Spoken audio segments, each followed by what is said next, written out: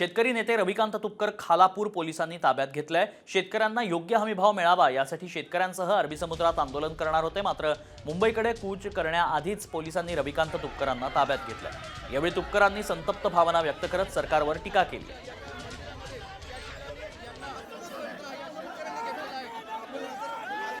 Comscore नुसार आता isakal.com आहे देशातील नंबर 1 ची मराठी न्यूज वेबसाईट। प्रत्येक अपडेटसाठी isakal.com ला नक्की भेट द्या। प्रचंड पोलीस बंदोबस्त लावून आंदोलन चिरडण्याचा प्रयत्न जर का सरकार करणार असेल तर आम्ही सरकारला सांगणार आहोत, आम्हाला गोळ्या घाला, आम्हाला मारून टाकता। जर का आम्हाला अडवाडवीचा प्रयत्न केला तर रक्ताचे पाट वाहतील, पण आम्ही शांततेच्या मार्गाने आंदोलन करणार। आमची भूमिका एकच आहे, अरबी समुद्रामध्ये जाऊन सातबारे कर्जाचे सोडायचे आणि आम्ही कर्जमुक्त झालो अशी घोषणा करायची।